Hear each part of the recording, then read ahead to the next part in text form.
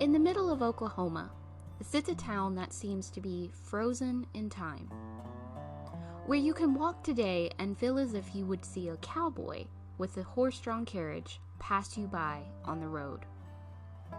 My husband and I recently decided to take a trip to this quaint little town. We found ourselves in awe that the history seemed to seep through every building, street, and corner. On our little trip, we were able to enjoy the things we love: antiques for him and ghosts for me. And on this trip, we found out the history of how this town came to be, and to also be known as Oklahoma's most haunted town. The name is Guthrie, Oklahoma. Hello, my name is Tiffany Taylor, and this is another episode of Shadows in History. Guthrie, Oklahoma came to be on April 22nd, 1889, on the day of Oklahoma's land run. In the morning, the population was 10. By nightfall, the population was 10,000.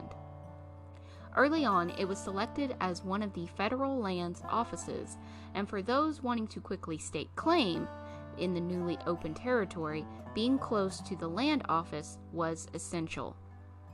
What began as a massive tent city soon developed into a true Wild West town. As it grew more civilized, beautiful red brick and sandstone buildings were erected. The town became the territorial capital after 1880, then the state capital until 1913. On June 11, 1910, Oklahoma City was selected as the new state's capital, but it took a couple of years before it was officially moved. Still, it remains one of Oklahoma's oldest cities. The Stone Lion Inn. The Stone Lion Inn in Guthrie may be Oklahoma's most haunted destination. This majestic mansion was built in 1907 by wealthy businessman F.E. Houghton. Mr. Houghton had amassed a fortune by operating general mercantile stores in several small towns. The four-level home was one of the most expensive ever built in Guthrie. It was over 8,000 square foot and costing $12,000 to build. This replaced a smaller home that the family had originally lived in nearby. Not sparing any expense, the home was constructed in the Greek Revival Victorian fashion. There was a large ballroom on the third floor, along with a playroom and a closet. The home could also boast of oak paneling in the dining room, a large neoclassical staircase, 3 grand fireplaces, and a servant's staircase. The Houghton family had hired 2 servants, 1 male and 1 female. The male was a coachman named Ashbury Cooper. The cook was Lucinda Cooper, who also worked as a maid. At the time it was built, he was 53 years old. By this time, he had already had a large family, including his wife and 12 children. According to old legends, one of the Houghton's daughters died sometime around 1910 at the age of 8. The story states that the child, Augusta Houghton, had contracted whooping cough that left her bedridden. In the early 1900s, medicine was still to a large degree primitive. The story relates how the child's nurse had given her a dose of medicine, most likely containing opium or codeine, which led to an overdose and her death. It is said that Augusta still haunts the back staircase and the children's playrooms.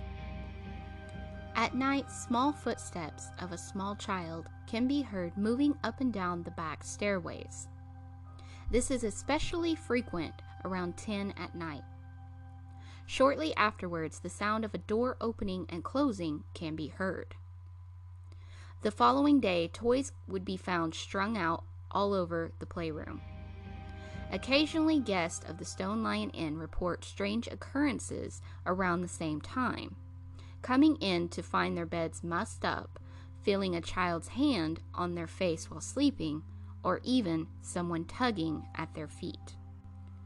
Paranormal investigations of the Stone Lion Inn have recorded similar evidence. Was this the young Augusta that still haunts the third floor? Sadly, this is simply not the case. Augusta was born in 1893. In the 1900s, she would have been 7 years old. Census records show that she was still alive in 1910 and then was married in 1914 at the age of 21 to Wilburn Waller Hauser. Following her marriage, it is believed that Augusta began going by the name Coralie or Cora later in life. It is uncertain where the story began.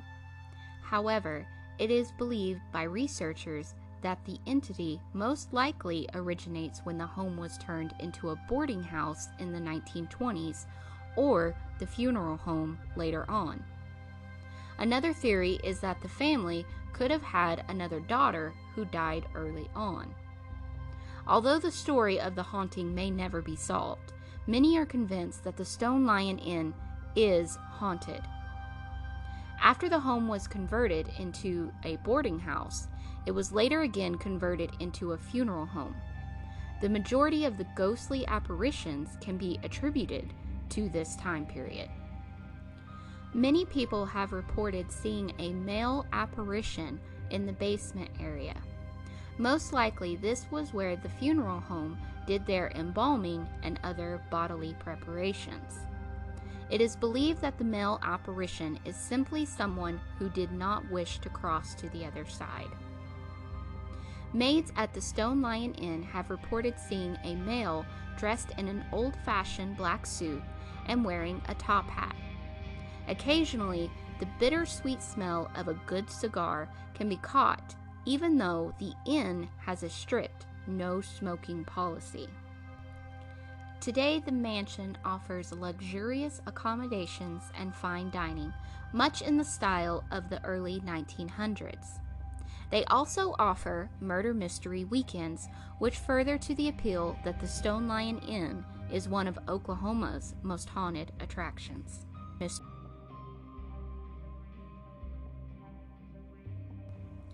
The Blue Bell Saloon. Straight out of an old Western novel, the Blue Bell Saloon sprang up almost overnight following the Oklahoma Land Run. Once located at Harrison Avenue and 2nd Street, John Selstrom and Jack Tierney established one of the most disreputable businesses in the newly formed Oklahoma Territory. The brothel, aptly named Miss Lizzie's Girls, sprang up in 1889 during one of the many Oklahoma land rushes. Miss Lizzie and her frontier prostitutes quickly became some of the star attractions in town. Although considered disreputable by today's standards, during the late 1800s, almost every town had at least one brothel. It is said that even the famed silent film star Tom Mix was a bartender there before entering the movie business. Miss Lizzie was a highly intelligent business lady and a devout Christian. Still, as it was during those times, she was known to take on very young girls.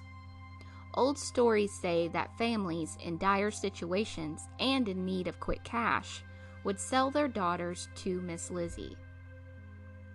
The business was so successful that by the early 1890s it had evolved into a large wood frame structure. In 1901, the wood frame structure was torn down and a new brick and mortar building was constructed. This building was constructed by Ned Chedler's men of the Fremont Land and Improvement Company. The new building now had 17 rooms on the 2nd floor and also contained a gambling den in addition to the brothel. Being such a high-class establishment, entry was restricted to those deemed worthy. Among those who climbed to the second floor included both outlaws and lawmen. One of the most unique features was the iron catwalk that ran from the brothel to the hotel across the road. The hotel was known to be a favorite place for local politicians and visitors.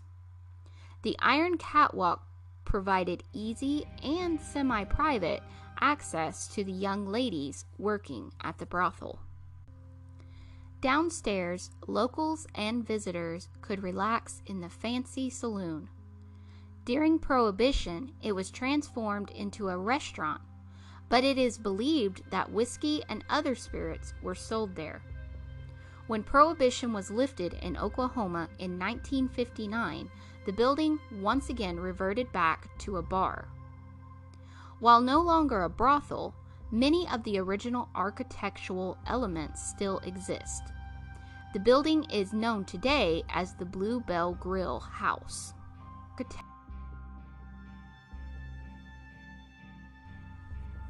With such a disreputable history, it is easy to see how the building became haunted.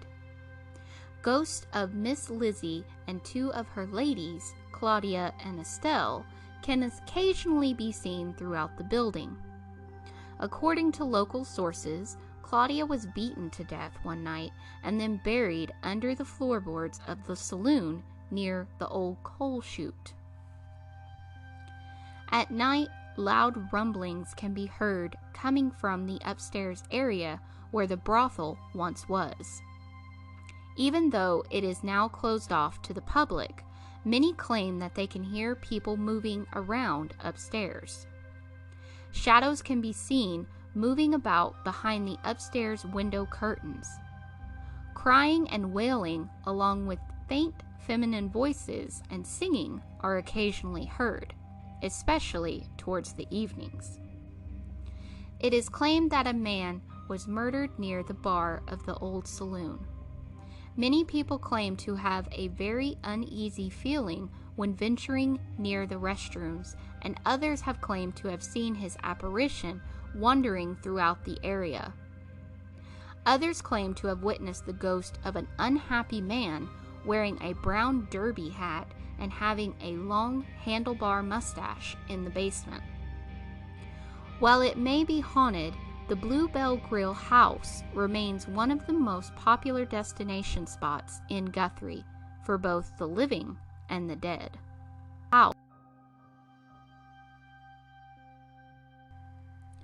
The Santa Fe Depot. Through the years, hundreds of people have passed through the old Santa Fe Depot. First constructed in 1903, the depot served as the central point in Guthrie until 1979. At 403 West Oklahoma Avenue, it still stands as a testament of the railroad age of Oklahoma. The building measures 185 feet long by 85 feet wide and covers an area of 9,000 square feet, enough to easily handle the passenger activity of Guthrie during the early days. Unusual about this depot is that it is constructed out of red brick. Other railroad depots of this time were usually constructed from a concrete slurry mix. The building is striking, featuring a two-story section in the center with one-story wings on either end.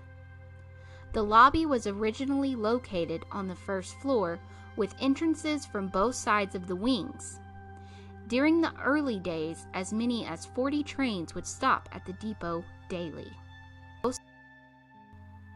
Most of the hauntings for Guthrie's depot revolve around early day passengers, the most famous of which is a lady in Victorian garb. She can often be seen peering out of the second-story windows as if watching for an unknown passenger train to arrive. Legend claims that she is Miss Pearl Harvey. She was the wife of Fred Harvey, who ran the Harvey House restaurant that was located downstairs. Old documents recall how she enjoyed spending time at the Guthrie depot. The family had living quarters upstairs, and it is believed that the room where she can be seen was once her bedroom. The Pollard Theater. Like many buildings in Guthrie, the Pollard Theater can trace its roots back to the Oklahoma Land Run of 1889. Following the land run, a massive tent city sprang to life. On the site of what would become the Pollard Theater was a large tent that housed a dry goods store. Soon afterwards, a wood frame building was erected, which later became a furniture store and a funeral parlor. During the late 1800s and early 1900s, this was common because furniture makers worked so much in wood products. They were also responsible for making coffins. Since the coffins were located at the furniture store, it made sense to have the funeral parlor at the same location. A new building was constructed in 1901 of native stone and brick. It remained a funeral parlor and furniture store until 1919, when George Pollard purchased the building. He immediately set about transforming the building into the Pollard Theater. Once finished, the theater began entertaining the area through vaudeville acts. Talkies, or silent movies, began to replace the vaudeville acts shortly after 1929. Seeing that silent movies were the future, Pollard hired A.R. Powell to renovate the building once again. Powell had the stage area reduced and put in a larger screen and sound system. The new theater was renamed the Melba Theater, which would remain in existence until 1984. Following the closure of the Melba, the Guthrie Arts and Humanities Council purchased the building and returned it to a live entertainment venue. Once again, it was renamed the Pollard Theater in honor of George Pollard. A great number of residents and visitors have reported strange things happening at the Pollard. In several instances, people have reported seeing someone walking along the catwalk in the auditorium, while others have felt the unseen presence of a male figure there. Another frequent occurrence centers on a large mirror. During intermission, visitors would report seeing the face of an irate older gentleman peering back at them. It is believed that this was a disgruntled cast member returning from the old vaudeville theater days. The Dominion House. The Dominion House is located at 602 East College Avenue in Guthrie. It is the former Masonic Children's Home, built by the Freemasons in the 1920s. More than 100 children reportedly lived there in the early days. The facility included a large gym and an indoor swimming pool. The home was occupied until 1978, when it was closed due to the changes in the Oklahoma foster care laws. After that, it remained vacant until 2000, when it was purchased and renovated. The building is notorious for its reputation as a violently haunted location, with numerous paranormal investigators reporting sightings of apparitions, moving furniture, and disembodied voices. Legends tell of a cruel headmistress employed by the home, a woman whose severe punishments led the accidental deaths of several children, including a 6-year-old girl. Their bodies are supposedly still buried somewhere in the basement.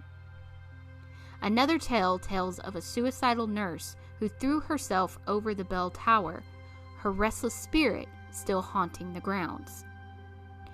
Now the home has a much friendlier position in the local community, as a newly renovated wedding chapel. If you want to chase ghosts in the Dominion House without getting married, it's good to note they have been open to hosting paranormal investigations at the building. Our last location is the Old Logan County Memorial Hospital. Originally built in 1925, the 5-story hospital on the corner of 20th and Warner in Guthrie sat abandoned for many years. It has since been renovated. Many visitors have reported that lights inside the hospital have been seen flickering on and off. Apparitions have been seen in the 3rd floor windows and throughout the building. A general, very strong feeling of fear, doom, and terror is present at the hospital, and according to witnesses becomes incredibly strong when photographs are taken.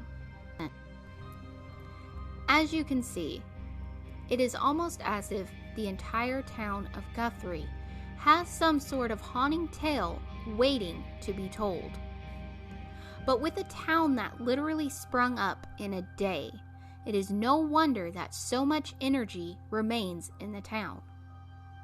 If you ever wish to visit this historically rich town, be sure to look up in the windows. You never know. Something may be looking back. That's all for today's episode of Shadows in History. Please be sure to subscribe to get all new episode updates, and follow the show on Facebook at Shadows in History Podcast for sneak peeks of upcoming episodes.